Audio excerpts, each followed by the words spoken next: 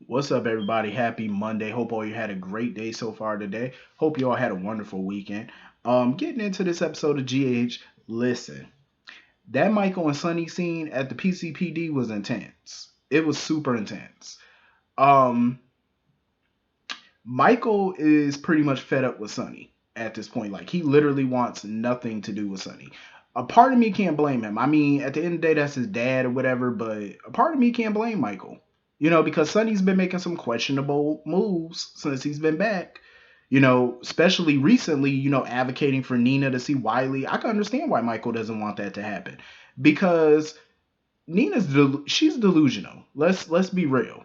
The girl is nuts. She lives in this fairy tale bubble where she could do wrong and then think that she can apologize and say she didn't mean to do it, but you did it though. There was no gun pointed to your head. Um, I feel like Sonny, ever since he came back, I don't know what to make of him. I just feel like his life is in a downward spiral. Like his feelings is all over the place. His emotions are all over the place. He doesn't know at this moment who he's supposed to be.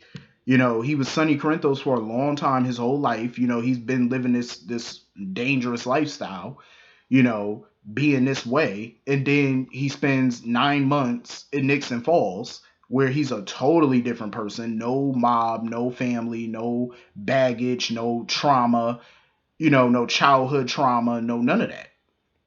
He was free. You know what I'm saying? He was free. He had different people around him. He was just this whole different person. He could be someone else for 9 months. Now he comes back into this life and he doesn't know how to integrate himself back into that life. It's like he's living on the border of both those lives. Like he's in the middle. You got Sonny Corinthos over here, you got Mike over here. He's in the middle of this. He doesn't know who to be. So I think it's a huge conflict. He's conflicted at the end of the day. He doesn't know how to move forward.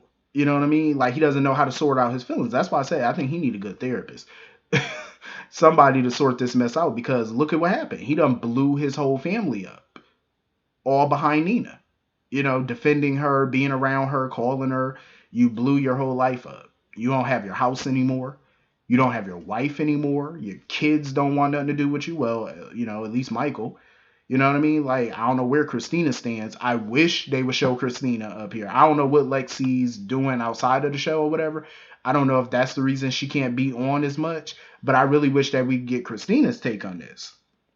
Like, we know where Michael stand. Hell, we pretty much kind of know where Dante stand. Where does Christina stand? What does she have to say to Sonny about all this? I mean, I think the last time we saw Christina um, was when she was trying to advocate on Sonny's behalf with Carly to get him to the boat that night. So after the whole divorce situation, I don't know where she stand now. Like, what she got to say to him about this? I would love to find out because this is quite interesting. But yeah, Michael, he didn't want shit to do with Sonny. Sonny wanted to know what was going on with Jocelyn and stuff and demanding to know. And, Michael was like, listen, ain't none of this your business no more. Michael was like, listen, we ain't got nothing else to talk about. He was like, I'm good. I don't want your nutty girlfriend around my son. You can kick rocks, deuces. Um, and Sonny was just lashing out at him like, listen, what the hell do you want from me? You know? Sonny was like, what do you want from me? What you want me to do? You know? Sonny, he was definitely looking sad after he left out of that jail. After he left out of the room and stuff, he looked sad. Like, because he knows that his life is just not what it was. Like, it's just been one disaster after another since he's been back. And since the whole Nina shit blew up. It's just been terrible. So he don't know what to do. But he need to find a way. He need, like, you gotta fix this. You blew up your marriage. Your son wants nothing to do with you. Fix it. Um, so anyway, Diane was all up in her legal eagle. You know what I mean? Trying to get Michael up out this mess, but even she couldn't get him home that night because she was like, "Yeah, this ain't gonna happen tonight." She was gonna try to talk to the DA or whatever about springing Michael out of here tonight, but it's unlikely.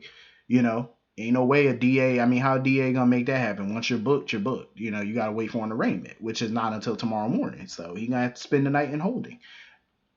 And like I said before, I totally understand why Michael would knock the hell out of that reporter. I would have too, but he had to be a little bit more discreet about it because he's a public figure. You are a part of major families in that town. You are the CEO of a major company.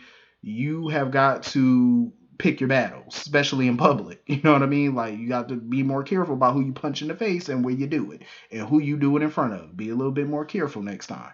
You can't just go around assaulting folks. Um, so I mean, you got to spend the night in jail. It is what it is. You get to sit up in there and reflect. And I am so glad Harmony did not tell Nina what the hell was going on with Willow. And I'm glad, so far Nina don't know what's going on with Michael because she would have used that as an excuse to probably file some type of emergency hearing or something. So we got a little bit of backstory though about Phyllis and Harmony. So apparently they worked at the same clinic together where Nina was, and during the time Nina was in a coma, is when Harmony apparently worked at that clinic. Cause you know me, I'm trying to do the math. Cause this was 20 something years ago when Nina was in that coma, and Nina was probably pregnant at the time or gave birth.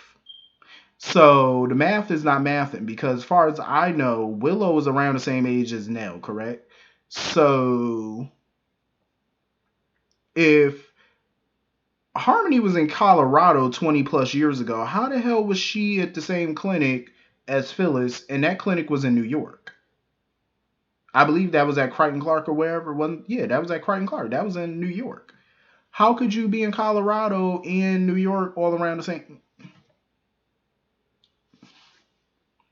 The math ain't mathing up. It ain't mathing for me on that one. That's why I feel like Harmony lying. Harmony, she's a known liar. Um, I'm trying to figure out this baby situation. I'm trying to do all this math in my head, trying to calculate everything people done said and about the past, and I'm trying to remember everything, and it's just like somebody lying. This little Nell Willow situation is baffling to me. I'm like, who's lying here? I'm pretty sure Harmony is. Um, I don't know if Nell is Nina's daughter or not. I can't say for certain because they never had a DNA test. That's what fucks me up. They never had a DNA test to confirm that. So it's still open ended on that one. Um, but that's my whole thing is Nina could file whatever visitation she wants. But if I was Michael and Willow, they need to get a clue and demand a DNA test because for some odd ass reason they never have, and they need to get a DNA test before they even consider visitation. Um, what Michael should do is he should have a meeting, him, Willow, Diane, and Nina, her attorney. They have a meeting outside of court, and he simply tells her he's willing to make a deal with her. I think supervised visitation would be right because, like Diane told him, you don't want this shit going to court. That's the last thing you want is for this to play out in the courtroom. Just go for supervised visitation. But first, before I even go that far, I would be like, listen, I need DNA tests just to solidify that Nell was really your daughter. We need to do a DNA. And once those results come back, if she is indeed Nell's mother, then we could do supervised visitation. I wouldn't trust Nina to be around that child alone for the time being. She would have to prove that she can handle it, before we can move towards having, sleepovers and alone private visits and stuff without being supervised. Other than that, it's a no go. It's a no go. Because Nina is trying to use whoever she can at this point to get what she wants. She tried to use Sonny, that didn't work. Sonny couldn't convince Michael. Now she's on to Harmony. She tried to, talk to Willow, that didn't work. Now she's trying to talk to Harmony. Harmony's stupid self is getting close to being on board with it. But, she wants Phyllis to talk to Harmony on her behalf or whatever to kind of, move the needle on it. I'm like, listen, you just need to go about this the right way. That's the problem with Nina. She goes about things all wrong, and that's why she gets the bad results because it's the way she move. And when you move crooked, it ain't gonna work for you. You know what I'm saying? It's not gonna work.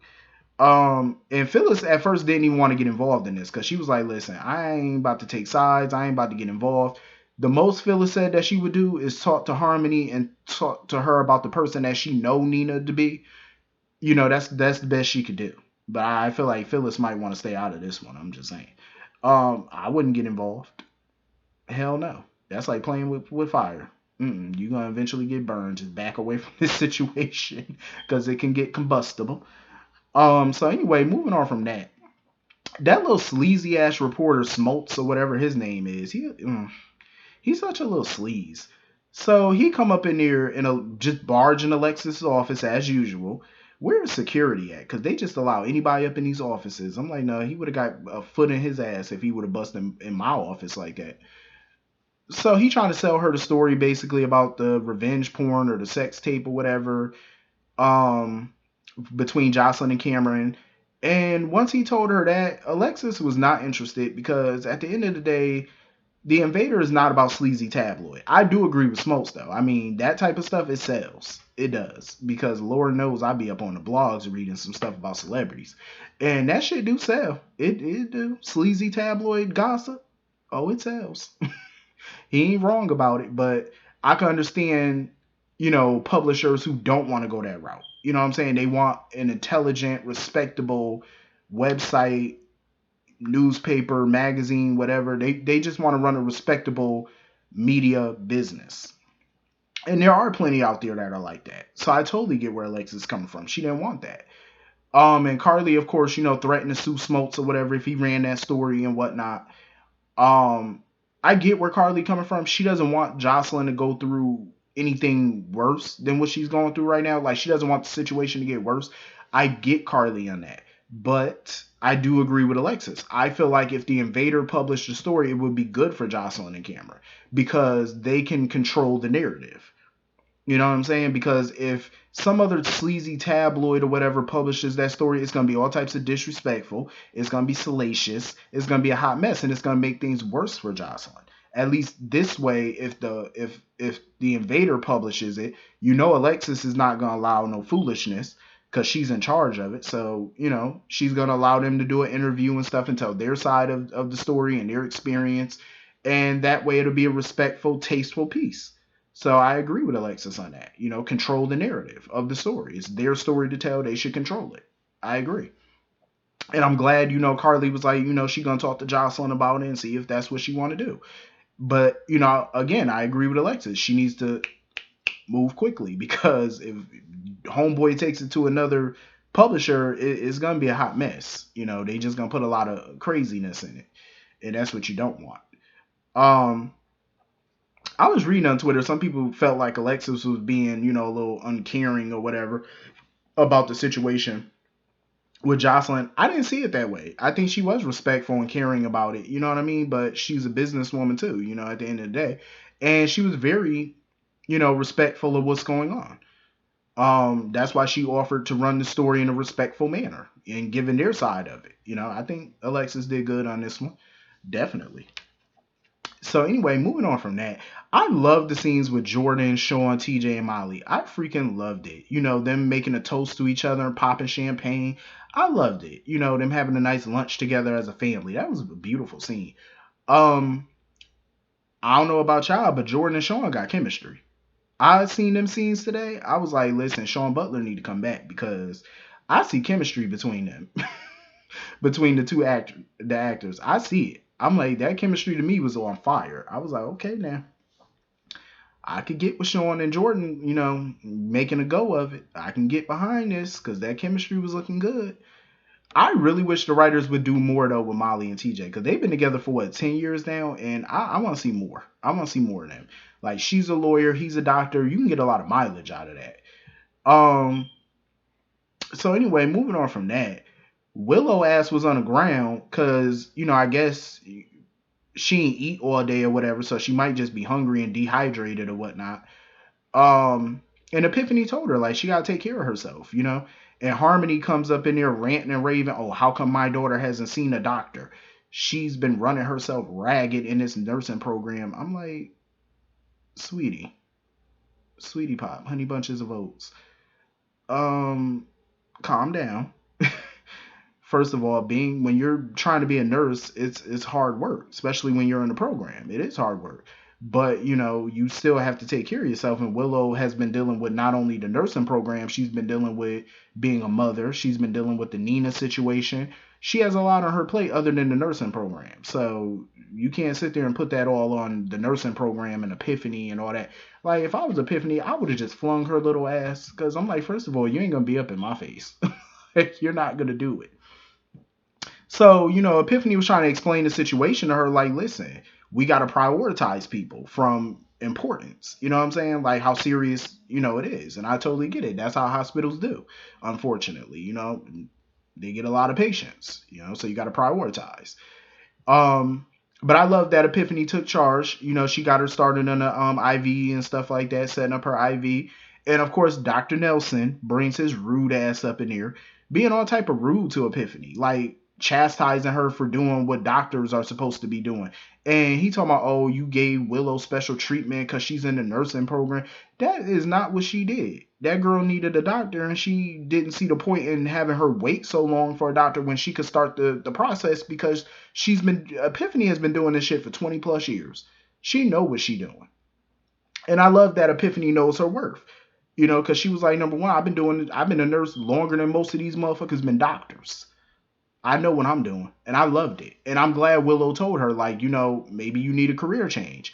She do. And I'm glad they're going this route with Epiphany. I'm loving it. I would love to see Epiphany on contract, because Epiphany is my girl. And I am so glad that she's going to start taking the MCAT and study to become a doctor.